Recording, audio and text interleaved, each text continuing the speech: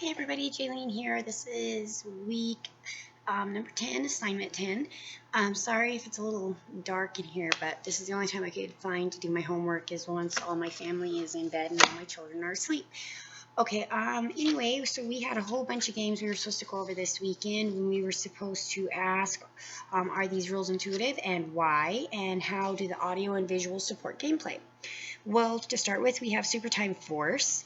I watched the gameplay on all of these games. I did not purchase them, I will admit. I did watch the gameplay on them, though, and I tried to watch the gameplay for the entire time for each one of them. Some of them I just couldn't do it. It was just like, oh, please, no more. Super Time Force, it was a good game. I thought that the visuals and the audios were great. I think that it was done really, really well. It's not really my type of game. I thought it was intuitive. It did cover that. It was very easy, clear, and concise to understand. Limbo, the visuals were dark, but I thought that it was pretty easy to understand the game. It looked kind of boring to me, nothing I'd really want to play. I thought that the audio was kind of again, the visual and the audios on it, I wasn't really a fan of it, but I think that that's what they wanted it to look like. So for what it was okay. Then we have Hotline Miami. The visuals, it was more of a two-dimensional versus a three-dimensional. It was from top view. I really don't like those kind of games. I like to actually be able to see the side of the character. I don't know why. It's just my thing. It makes me feel like I'm more involved in the game. I thought that it was very clear, concise to understand. There was no problems with that whatsoever.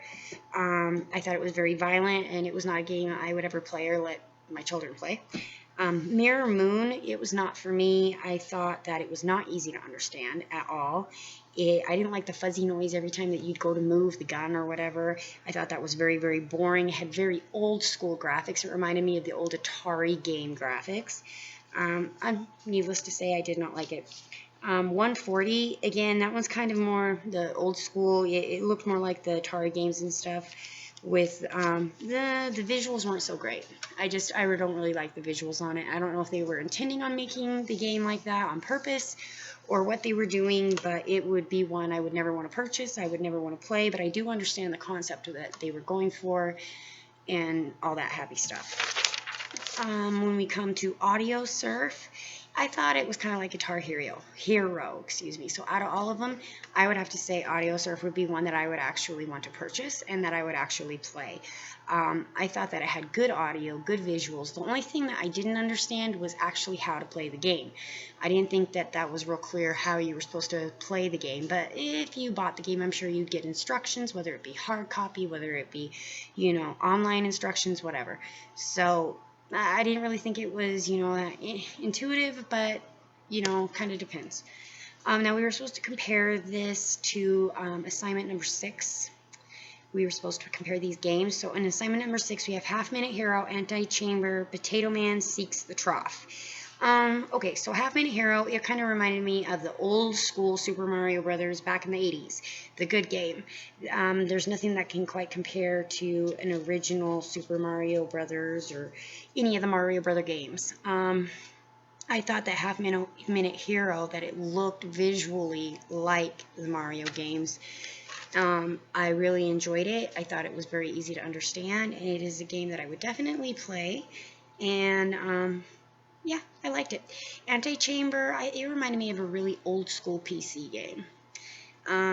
It was very easy to understand, but it was very, very boring to me. I didn't play it very long. I thought it was boring. Whatever. That is one that I actually played, was Anti-Chamber. I bought it and played it, and I wasn't impressed.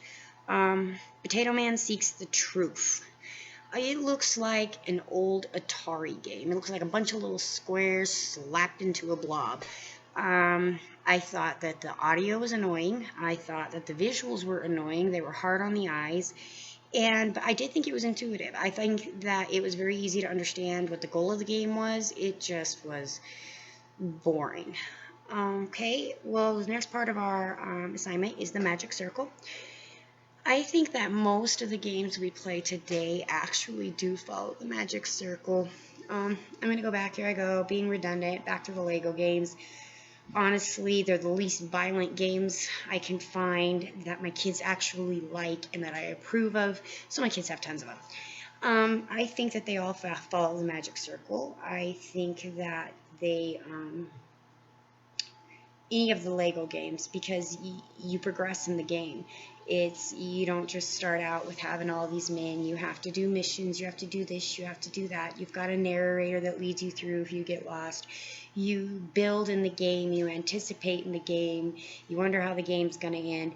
Yeah, I definitely think all of those, and even the Mario Brothers games, those two, they all follow the same guidelines. I totally think that those ones are great games. Follow the magic circle, and hopefully I am understanding correctly what the magic circle is, since I think that these games follow it. So anyway, this thing is already up to almost 6 minutes. It's going to take forever to upload, so I'm going to shut up here and let you guys go. Have a great day. Sorry my video's dark, but like I said, I can only videotape when my kids are in bed. So thanks so much for your time. I'll talk to you next week. Bye.